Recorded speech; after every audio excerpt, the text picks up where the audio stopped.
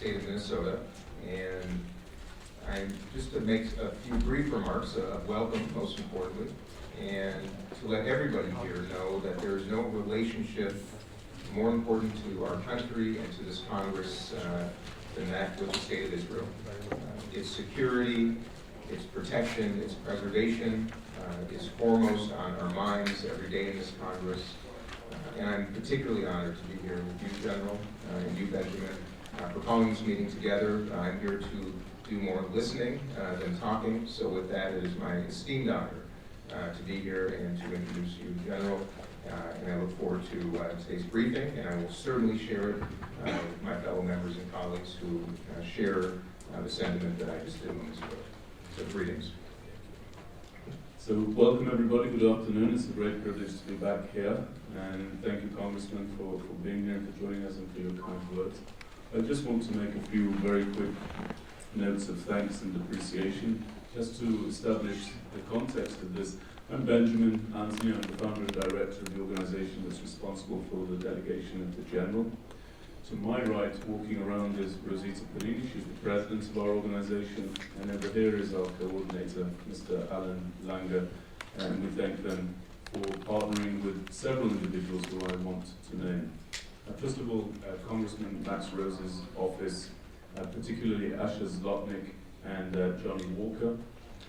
Great name, Johnny Walker. I'm sure he's not heard that before, but great name. Congressman Mark Meadows' office, a dear friend of ours for several years now, Mr. Chad Yelinsky. Thank you very much, Chad, along with your colleagues, Austin Hoffman, Sean McAndrews, William and Benny Thompson.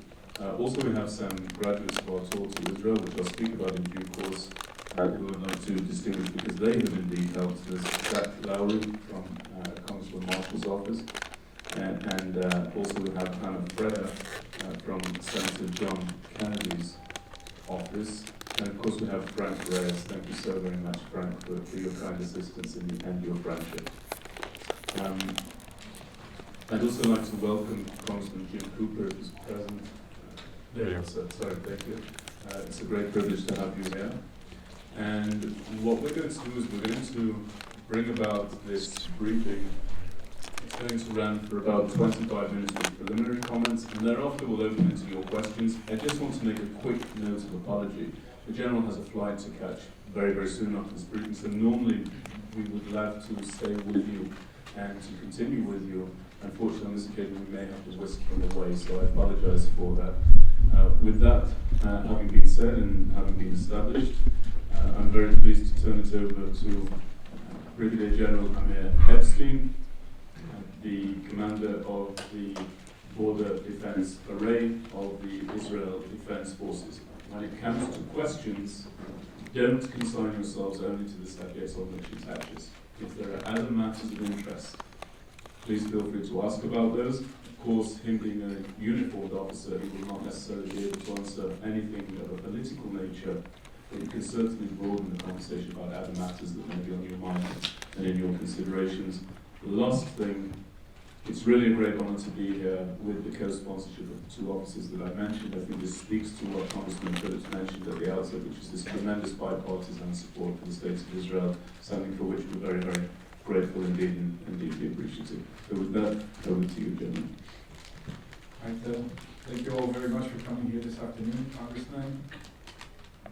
And of course, the rest of you, that for us it was very important to relay a few things that we'd like to say, because the real force of everything that happened in the Human House is probably lying within this room. It's also a great opportunity, and I'll mention this during my briefing, to thank everybody here for what you do for the safety and security of Israel. A lot of what we do in the IDF is based on our very important relationship with the U.S. So thank you very much. As it was said, my name is Amir. I'm married, have two daughters, 8 and 12. And for the last almost 30 years, I've been a member of the IDF. A good portion of my career was a tank officer, and right now what I'm doing, I'm heading the Border Defense Array. As you may or may not know, defending the borders in Israel is a military job. It's not the It's not a police job because our borders are so contested. And what my array does, and it's a pretty new array, it's only about 2 or 3 years old. If you could pass the slide. What the array does is in charge of force development of everything to do with the border defense. So I try to take new concepts, technologies, and throw them in together with organization and create a better border defense. I'm part of the ground forces, so I deal with that, a little less with defending the skies or the seas. The second thing that I do, and I'll talk a lot about that later on, I deal with all the manpower in the units that are specified for border defense.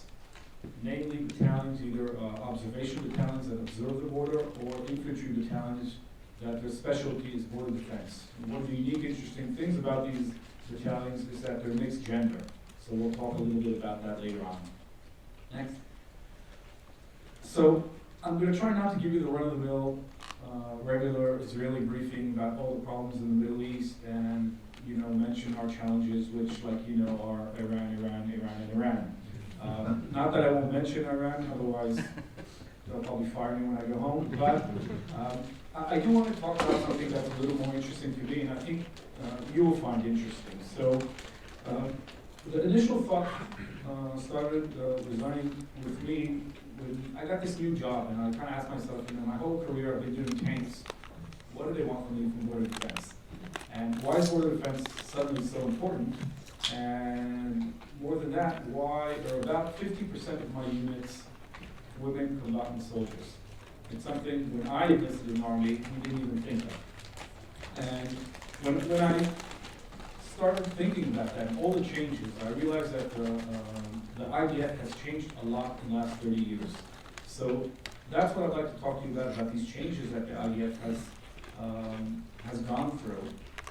And almost, if I have something to that is almost similar to that, is the changes that, and I put that up on the slide, the different communication systems that we had during the years. So for many, many years, we had systems like a phone or an old computer or television that did one thing. Militaries are like that. Militaries like doing one thing. They get specialized in it. The IDF, I think, the last few years has moved closer to the concept of a smartphone, which could do a lot of things. It could move between different apps. It could update itself and change around. And that's kind of what I'm trying to say. The second, I think the second reason for talking to you about this is there are many similarities between the challenges that the IDF has and I think the U.S. military and all of you deal with every day. So I'm hoping you'll find this interesting. Next. So I'll discuss briefly some strategic changes that I think caused the IDF to change. I'll discuss the evolving and the changing threats that we faced in the last 2 or 3 decades. And lastly, I'll talk about the interaction and the changing interaction between the IDF and Israeli society. So that's pretty much the way I'll build this conversation. Next. So when you look historically on the state of Israel from 1948 until now, there's basically 3 stages militarily. The first 8 to 10 years, we were establishing the state, establishing the army. It wasn't with many new concepts or many ideas, but it was just trying to get everything together. The country doubled its population with Jews who came from all over the world, mostly from the Middle East. They were kicked out of their countries. So that's what we spent the first 8 to 10 years doing. Between 1956 and 1991, give or take, I'm not a historian, but you could change around the years. What the IDF spent most of its time doing was fighting or preparing to fight other Arab countries, Egypt, Jordan, and Syria. And not much different from the U.S. military those years that was training fighting against the Soviet Union. The idea of an army fighting a different army made life simple. A lot of people died. It wasn't easy, but the concept itself, the threat, was pretty much known. Starting from the 90s, things started becoming vague. And again, I think you've seen that in the U.S. a little, maybe a decade later than us, but what we train for, what we build our armies for, is not what we actually need. And the the changes are so rapid and so fast that I can't even give a good title for that, for this era, besides an era of instability and changes. So a lot of changes, which makes it very hard to create an effective army. Next. Of course, one of the reasons for all these changes are the changes in the world. So globalization, the changing of powers in the world. There's no more Soviet Union. When I was a young officer, maybe it lasted about a year or two. I was stationed in the Golan Heights. I was afraid of the Syrian army rolling over with divisions into Israel, backed by the Soviet Union.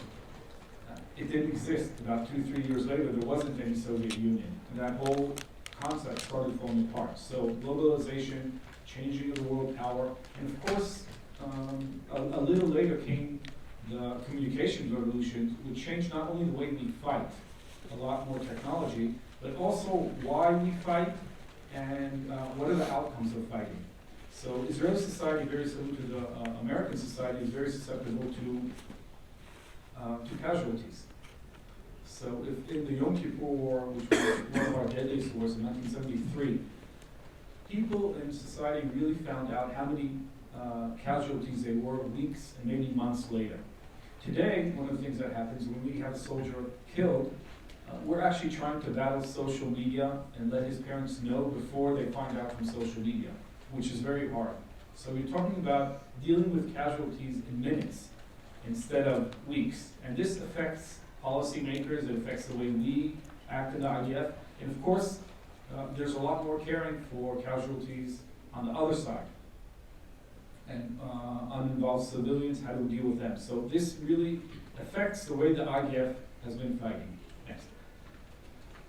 This slide, and don't try to go into all the little details, tries to show the evolving military threats or challenges that the IDF has had to fight in the last 20 to 30 years. And what's interesting about this is how fast things have changed. So I was telling you when I was a young officer, I was interested, or my threat was the Syrian army. Not much later, we were dealing with suicide bombings from the West Bank or from Gaza. A few years later, we're shifting again, and we're fighting Hezbollah, firing rockets into Israel, a fight in 2006, a war in 2006, that we weren't prepared for, because we thought our major threat is terrorism. So we kind of find ourselves surprised dealing with something else. A few years later, we're in an operation in Gaza, battling tunnels. In the meanwhile, there's dealing with Iran and Iran's nuclear capabilities. So things are really changing around. And they're changing around in a very, very fast pace. And if you go to the last 2 recent years, like I mentioned, Iran is one of our biggest problems, but even Iran has evolved. We're talking about a country that doesn't even have a close border to Israel. It's well over 1,000 miles away from Israel. There's, between us and Iran, there's Iraq and Syria and Jordan.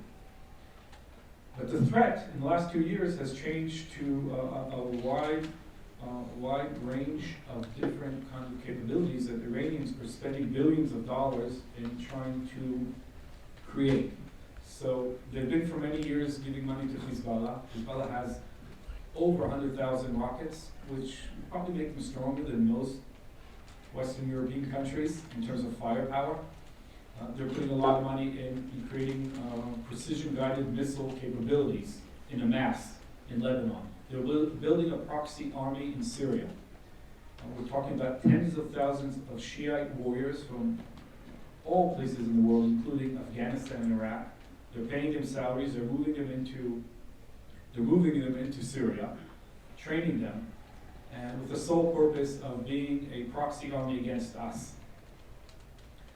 So all these wide ranges of threats are something that you have to deal with. Now, it's very easy to build an army for one threat, but an army, and this is a true event that we had about 2 months ago, if I'm not mistaken.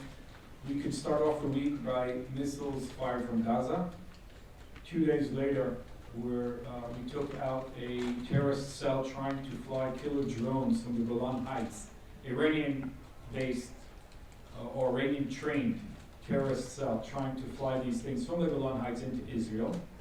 They were from Lebanese origin, so the Lebanese and Hezbollah got upset. So we had to move all our activity from the Golan Heights to the Lebanese border.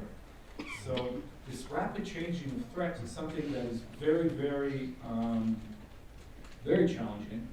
And I think it's also similar in a way to the U.S. military in its changing threats and maybe I'll explain to you in a second why it's so hard. Because when you're building military capabilities, you don't build it from one year to another. New military capability, a new military platform will take between 5 to 10 years in Israel, and most armies will probably take double that time. So while you're building a new military capability, your threat has changed. So a lot of times you can find yourself building things that aren't relevant. So this is a challenge that we've been dealing with. Now, one of the things that we have noticed is that it is not only to have it's not good enough to have an offensive capability, you also have a defensive capability. Next. And this kind of comes from a strategic change that we saw in Israel in the 90s. In the 90s, Israel, for reasons that have to do with Israeli society and globalization and what the world thinks about being in other people's countries, Israel started pulling out from namely 3 areas. We pulled out of the cities in the West Bank, the Oslo agreements in the mid-90s. We pulled out of Lebanon. We had a security zone in Lebanon for about 15 years, maybe even a little bit longer, and we pulled out of there unilaterally in 2000. And 5 years later, we pulled out of Gaza, including taking settlers out of Gaza. And we kind of changed our strategic approach from a very offensive approach, like in the 6-Day War, the Yom Kippur, if you're going to be attack back, or and try to move the fighting to the enemy, and to a more defensive approach. And our former Prime Minister put it in a very interesting word. He called it a villa in the jungle. So what we're trying to build, or what our strategy is trying to do, is to create a villa in the jungle. So we realize we're not living in a great neighborhood. Next time we will try to pick a better bunch of people to live with. But when you're building a villa in the jungle, and you're afraid of your neighbors, so you build a very high wall. You get a very good security company. You probably put some technology, cameras, whatever, to make sure the enemy doesn't come in. The problem in our neighborhood is that people still want to come. They want to still keep coming in. So the threat on the borders has grown immensely. So we see today, or we've seen for the last almost decade, tunnels being built underneath our obstacles in Gaza. We've destroyed about 20 of them. We've seen that even in the northern border. In an operation about a year ago, we destroyed close to 6 tunnels going from Lebanon into Israel, which is much harder to do than in Gaza because of the terrain. Millions of dollars that Hezbollah and Iran put into this project. We've seen drones, and mostly we've seen a lot of rockets attacks. And we're talking about hundreds of rockets, sometimes a day, fired into Israel. So, next slide. One of the things we're building now, and that's to complement the other abilities that we have, pretty strong Air Force and our offensive capabilities, is we're trying to build a multi-domain almost defense concept. And that starts from missile defense. A lot of work that we do with the U.S., a lot of funds that we get from Congress here, and again, thank you very much for that. Well, I don't think we could have done it without you. But we share not only, I think, the resources, but a lot of thinking that goes along between our agencies. And we have a few systems that do a pretty good job in preventing these missiles attack, but it's very hard to get to a 100% success rate. But it is something impressive, and it's something that we work very closely with the U.S. military. And I think, if I'm not mistaken, they're even considering buying the Iron Dome system to defend U.S. soldiers when they deploy. So this is the kind of things that we do together. We put a lot of effort in border defense technology in order to monitor the borders. And we're putting up a pretty big obstacle around Gaza.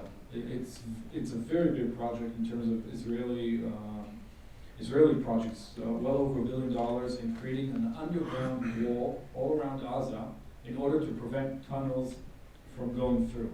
And that's again something that we work very closely with the U.S. Administration about technologies for discovering tunnels. And the last thing that we're also dealing with is cyber attacks. We get cyber attacks from Hamas, from Hezbollah, from Iran, and from other countries. Again, we work closely with you on this issue. I could tell you a very interesting story about a few months ago. We had one of our rounds in Gaza, and this round started up by Hamas launching a cyber attack with some of our infrastructures near the border. And that's what set off the alarm for us. And that followed with missiles. So we foiled the attack, and the next day our Air Force took out not the whole building, but the part of the building where these computers were, which is an interesting, probably the first time in the world a cyber attack is answered by a Air Force bomb. As far as I understand, it's very legal, so if there's any lawyers present, you can relax.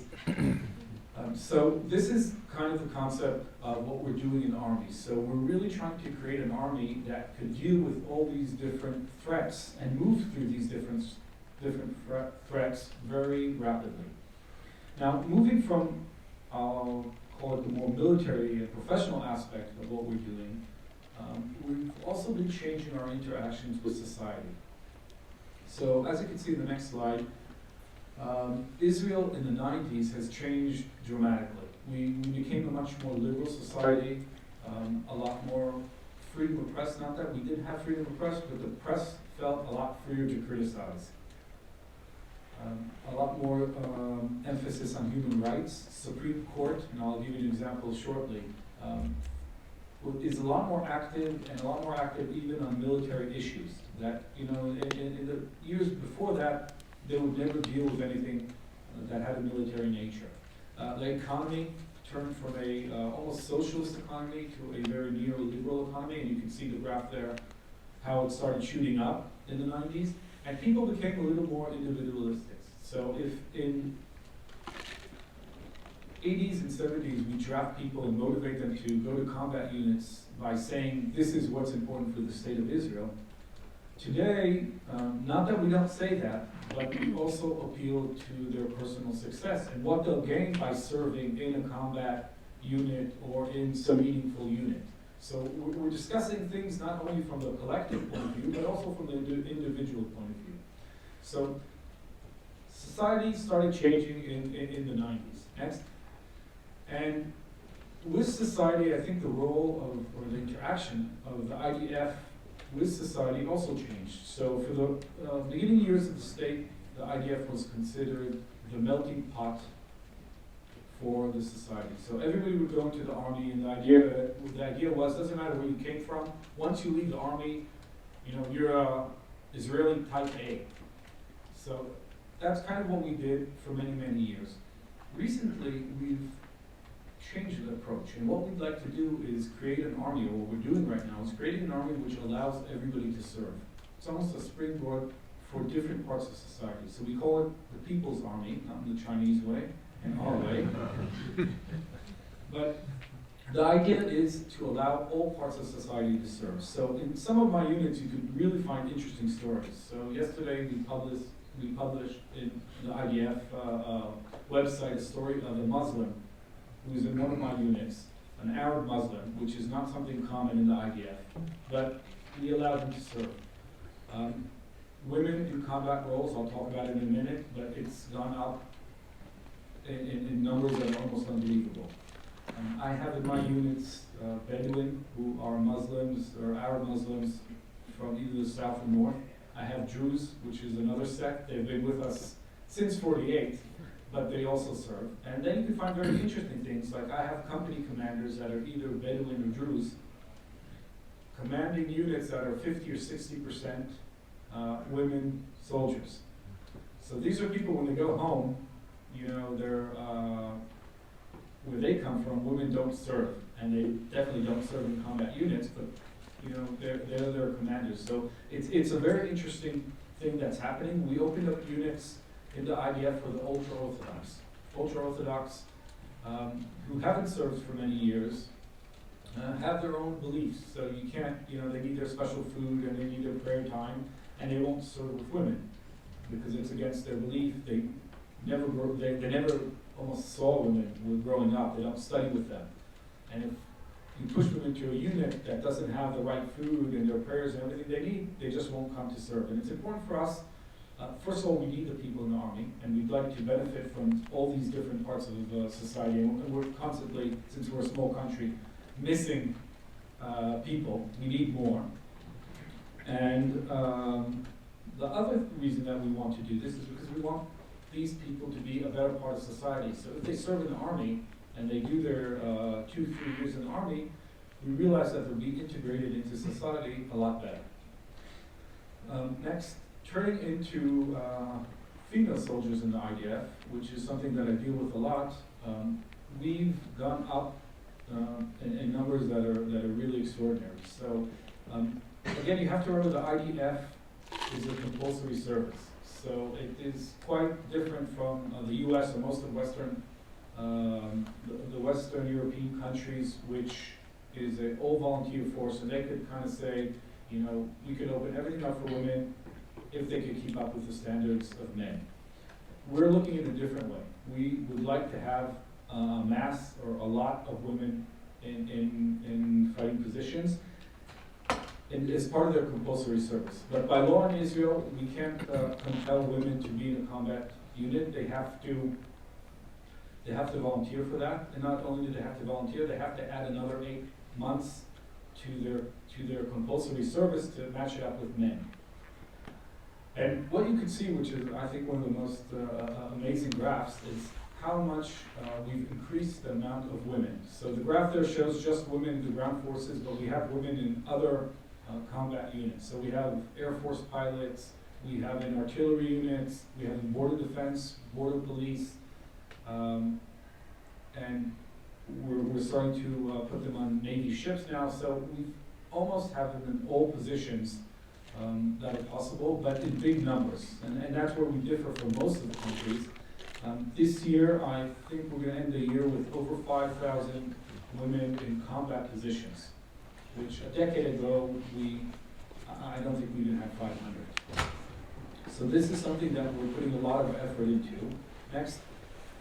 And just a few examples of where we've gotten. These are units under my command. There's many more units that have women, but I have 2 battalion commanders. You could tell second from the right, Dana, she's a battalion commander of a collection battalion that sits on the northern border. She faces Hezbollah every day. It's the first time that we put a woman as a battalion commander in that border, which is considered a high-intensity border, but she's doing a great job. You can see to her right, Rachel, which is a company commander, a young company commander from Ethiopian origin. We've had some difficulties or challenges in integrating them in the Army. They haven't always done well, and she's an exceptional, and I have a lot of them, exceptional company commander. We bumped her up now to be our NCO course commander, so I'm very proud of her. And I think what I'm mostly proud of is the bottom lines. I have over 100 platoon and company commanders that all volunteered. And these are women that in years to come, I'm sure we'll start hitting the ranks from the bottom. So we'll see them in much higher ranks. So to conclude, what I've been trying to tell you about and the things that I deal with mostly are 2 challenges. First is on the military and the professional level, is how do you create an army that is very flexible and works almost like our phones. It will do anything. You can move between apps, you can move between different threats, and it could also update itself very quickly if you need to. And the second interesting challenge that we deal with is dealing with the new generation. And old people like me tend to always badmouth teenagers and say that this is terrible, all they do is social media, and nothing good will come out of them. But 2 weeks ago, I was every 4 months we list new soldiers. So I went to visit our new soldiers, and I saw about 400 women, young teenagers basically, just finished high school, who volunteered to come be combatant soldiers, which for me is very optimistic because, you know, as much as the new generation is into itself, these are women who decided they want to do something interesting, something tough. It's not easy to be a combat soldier, but it makes me very optimistic and very proud. But how we deal with this new generation, how do we use their unique abilities, is definitely something that's on my mind all the time. So with that, that's pretty much my presentation. I think we'll open it up to... Yeah, absolutely. Thank you very much, General. Before I open it to the floor for questions, which we'll take by show of hands, there are just three things I wanted to talk about. The first is our organization runs a tour to the States of Israel every year. If you found this briefing of interest and you found the substance appealing to you and appropriate for you, you should consider giving us the privilege of hosting you in Israel. It's called the ILAP Tour, Israel Law and Policy, ILAP Tour.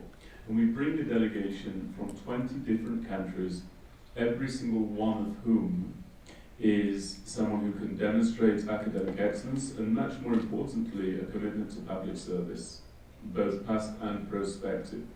Participants get the opportunity to hear from individuals like the General. They visit all of the borders of the States of Israel. It's highly subsidized, it's highly substantive, and it really does bring you into a network that is truly international, indeed global. If you'd like to hear more about it, please know that I fully intend to email you about it. It's not going to come from this organization. It will come from an organization called the Miriam Institute, the miriaminstitute.org, which will be launching in January. We welcome your questions. There's no commitment at the point of responding to us. It takes place in August, and if you would like to know more about that, please respond to us swiftly. The only reason we say that is because it's also very competitive and it takes a while to work through the ethics committee here up on the Hill. So we want to give enough lead time to make that effective, and we would like to have as many of you who are qualified as possible. If you're not on the mailing list, you didn't RSVP online, speak to Anna, speak to me, speak to Rosita afterwards. We'll be happy to give you some more details. So that's the Israel Law and Policy Tour. Please look out for that.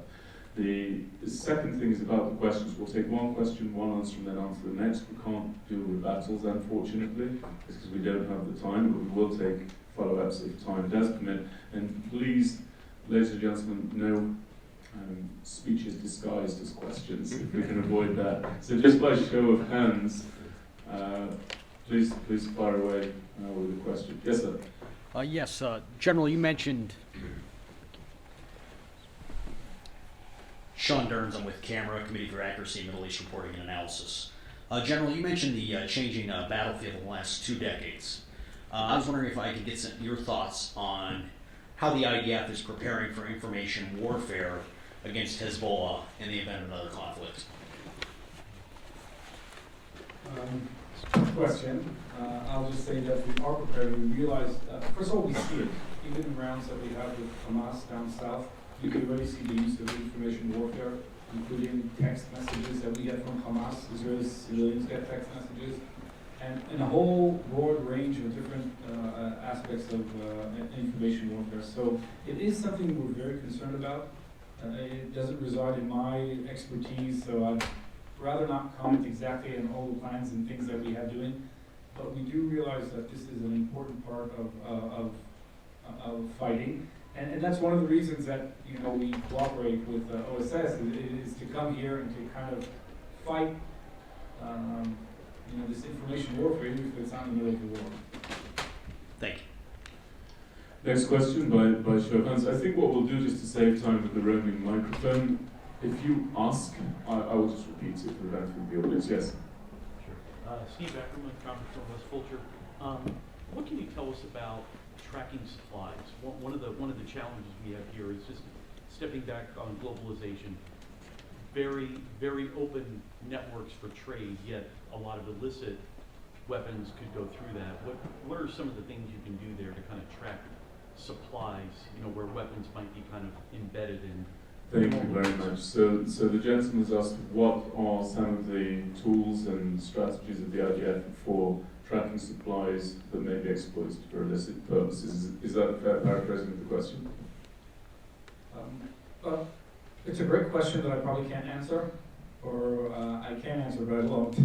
A lot of intel work put into that, and what I can add to that is that there's a lot of cooperation between, U.S., Israel, and other countries in order to track that. So it's not one of those things that you can do by yourselves. There's a very important part of international cooperation in order to track all these things, because they really are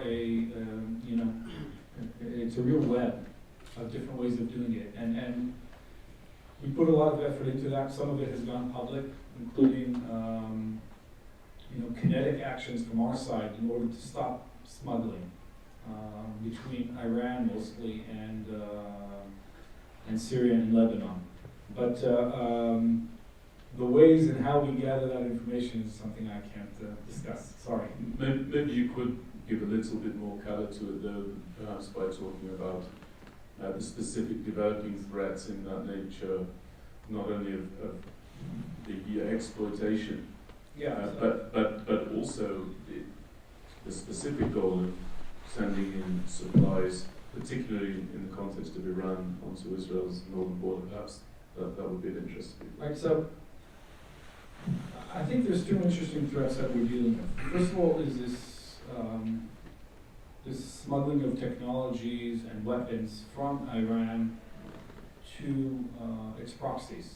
So we've seen that with Hezbollah. We've been fighting it for a long time. We see it in Syria. We've been fighting it. I think we're seeing it in Yemen, and yesterday came out the story about stopping smuggling there. So it's really a big issue. Another issue is the ability to obtain technology quite easily in this in time and age. And I was telling someone earlier today about the challenge of just taking technology off the shelf and turning it into a weapon. So for many, many years, the ability to fire or to take ammunition and hit a person far away was only real good armies or sophisticated armies knew how to do that. Today, and we've encountered this with Hamas, which isn't, it's somewhere between a terrorist group to a guerrilla group. They have bought drones from eBay, and armed them.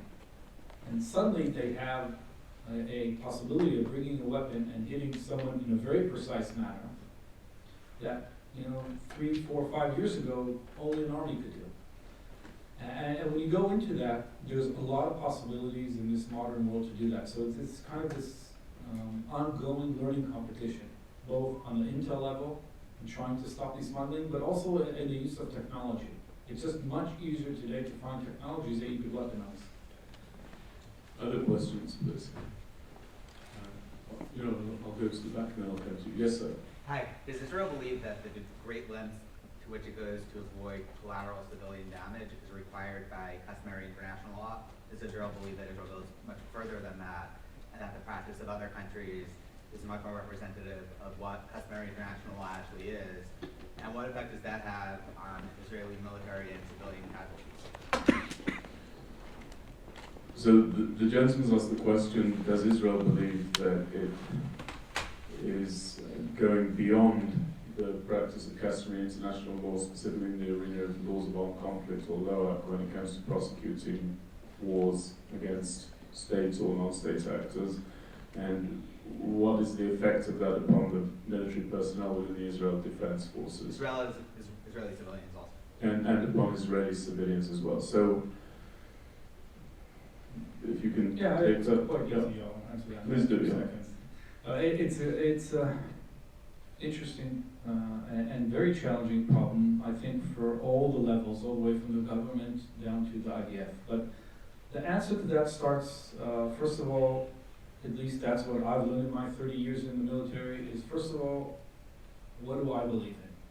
So do I want to wake up in the morning and look in the mirror and say that I took a moral decision that's correct because I don't want to kill civilian population on the other side, even if they are on the other side? So first of all, it's a question that we ask ourselves as as military officers, nothing to do with international law, what kind of people we want to be. And of course the problem is when you look at what Hamas and Hezbollah does, is they purposely all their headquarters, all their munition dumps, everything is put in urban civilian population. That's how they choose it. They do not put anything that's not mixed up with civilians. And more intense the fight gets, the harder the question is. So about 2 weeks ago, we, 3 weeks ago, we took out a really bad person from the jihad, from the Islamic Jihad in Gaza. And this guy was so bad that even the Hamas didn't mind that we took him out. Right? That's pretty bad.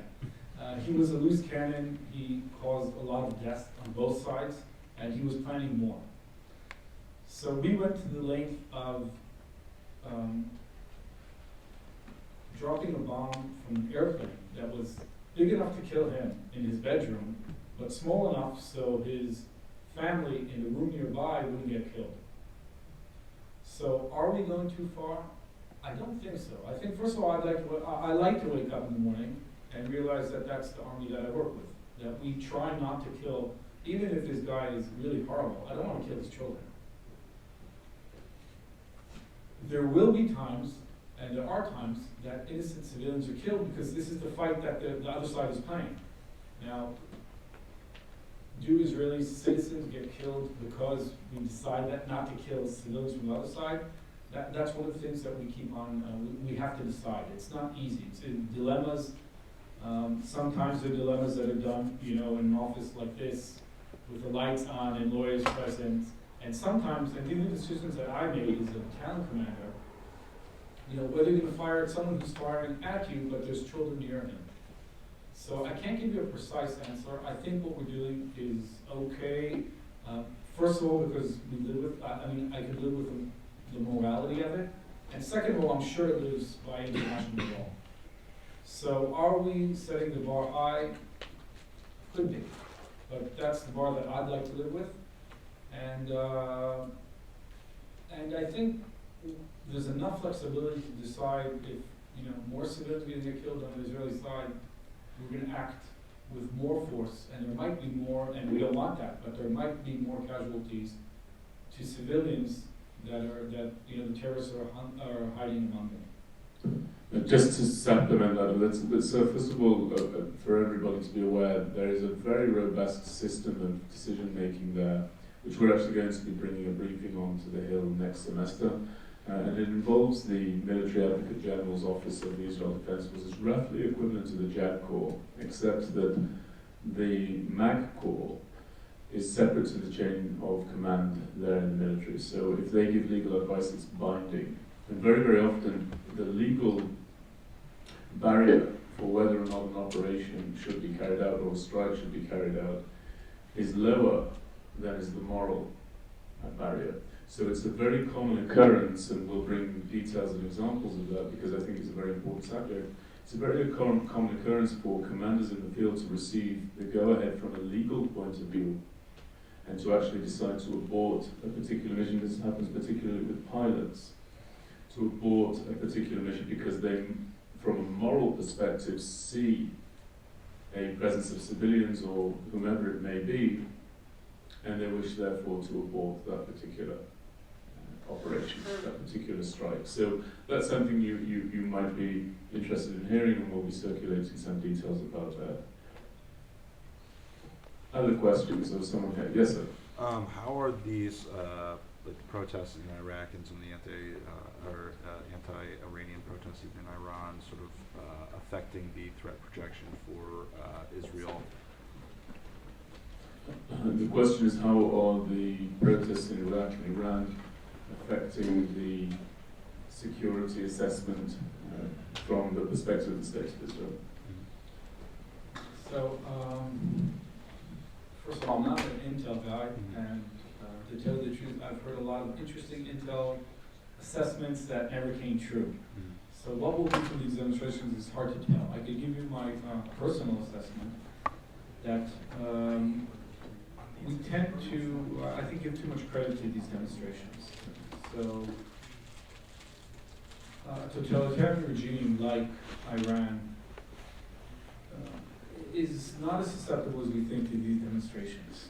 I mean, you've seen that in other countries. And they don't switch around that fast just because there's a few demonstrations. They're not built that way, they don't think that way. So it happened in a few Arab countries, but I don't see it happening in the near future. On the other hand, I can tell you what does help. And the question of sanctions, if that interests you and what you're asking, I think do help. And what the U.S. is doing in terms of sanctions, it is no doubt putting a lot of pressure on Iran. And not only pressure to change its ways, which I'm not sure it will do, but militarily speaking, it is causing them a lot of problems. So if they're putting billions into their proxies in Hezbollah, we could see it, that the economic sanctions are making it much harder for them to fund all their projects. So I definitely think the sanctions are important. Whether or not these demonstrations will actually change anything, I probably think less, but again, it's not my expertise. And I heard some very interesting intel guys a few years ago say that Assad in Syria has about half a year to go before he goes bankrupt. Didn't quite pan out the way we thought, or they thought. So, you know, these intel assessments, kind of have to be cautious about. We'll take one last question. I saw that hand first, so I'm going to go for it. Yes? Thank you. I'm Charles Perkins. I'm the Defense Issues Point Person at Attache. And General, I wanted to really thank you for taking the time to be here because time is tight. I'll be very focused, but you stressed two things, the evolving force building and evolution of the IDF, and also I'm very glad you focused on this, the social side. So two questions. One question. Okay. Even for you. Fair enough. Okay. Fair enough. What can we do to build this moving forward, both on the societal, how can the U.S. military learn the social lessons of integrating different aspects of society and also doing more to integrate Israeli technology for quick off-the-shelf solutions for the U.S.? Thank you. So there's a gentleman here from APEC, and we welcome your presence, and he's asking, what can the U.S. learn from Israel's experience to greater integrate the different strands of society into the U.S. military? And what can the U.S. military, and you did get your two questions on this, what can the U.S. military do to learn how to rapidly respond to the change that's from Israel's practices in that area? Is that a fair paraphrasing, more or less? Technology especially, are there barriers? Particularly on the technological side. So, first of all, I'll start off by saying that I don't think we're in a position of teaching the U.S. military what to do. They're doing a pretty good job as it is. And I think on the social side, it's quite a different system. We're talking about a compulsory system in Israel, we're talking an all-volunteer army, so it's kind of mixing, apples and pears. It doesn't really match. On the more operational and technological side, I could say that there's a very good relationship, a learning relationship between both of our sides. So I spend a lot of time with my U.S. counterparts. Some of them are in the military, some of them are in other agencies because border defense in the U.S. is a little more complicated. But we share a lot of information and we learn together, we study together how to change these things. And I think what the U.S. benefits from this relationship, besides sharing intel and sharing operational ideas, is also the abilities. A lot of time, the Israeli army is almost a testing field for things that are happening. Things tend to happen in the Middle East a little before, and then they come to the U.S. and Europe. So working together, just sharing the knowledge that we have, I think the U.S. benefits a lot. We see that in operational concepts, we see that in technology. So working together is probably a beneficiary for both sides. So that's the best answer I could give. Really, it's hard for me to imagine a better relationship between the two militaries than there is right now. I know I said that was the last question, but if there's a very, very brief one from a staff, because we had a question from Cam, we had a question from APAC, we welcome the presence of both of you, but is there another question from someone who's not in one of those organizations? Anything that anyone wants to ask? Yes, sir. Sure, yeah, kind of going off of what was asked quite earlier about protests, with the protests that were going on in Gaza and the use of more improvised weaponry, such as those petrol kites. How is United States aid kind of impacting the development of technology to counteract these more improvised weaponry? So the gentleman's asked the question, is the United States aid, and if so, how so, involved in countering these new methods of attack coming from the Gaza Strip, particularly kites and so forth? So, again, there's a pretty good working relationship. I can't say that, dealing with the kites, which is a very interesting issue, we have, we've used U.S. technologies, but there are other issues in Gaza. I mentioned the tunnels, that we work together a lot with the U.S. So there are certain things that we really work together with, and we're getting a lot of help. And I think, again, the help is for both sides, because we're both, sitting on these problems and these challenges together, and we're figuring them out. And some of the things are done on our side, and some of the things that you could do, or you have done in places that you fought, we use that. So it kind of works both ways. Kite problem is a big issue, just because it's this stupid little balloon that's hard to see and creates a lot more damage than you think a balloon could. But on other issues, we work a lot together. So that brings a close to this. I just have three really very quick points. Number one, the ILAP tour, I'm reiterating that will come from the Miriam Institute. Please do take a look at what we're offering you. We'd be honoured to have your applications. There's some alumni here. There's Frank. You want to raise your hand, Frank, just so people can see. We've got Zach on the front here, if you can do the same. And we've got Hannah here from last year's tour. I haven't asked you, but I assume you'd be happy to chat to anyone who wants to speak about it. Really a great credit to our organisation that we were able to bring individuals of your calibre. So that's from the Miriam Institute. The second thing is food. Okay, there's a plethora of food here, and we would like you to eat it. So you can plate it up, you can take it, you can stuff it into your pockets, bring it for your colleagues, whatever it is. But whatever is not eaten here, I have no idea what its fate is, and nobody wants to see that amount of food goes waste. And the last thing, by show of hands, this will seem odd. So market research. We brought chips here. I see that those are left. Would you have preferred salad? Those in favour of salad, say A, and raise your hands. A. Okay, and those in favour of chips, say I, and raise your hands. Just quickly. Okay, so the chips win out. All right, guys, thank you. It's an honour, and thank you very much for being with us. That's the end of the session.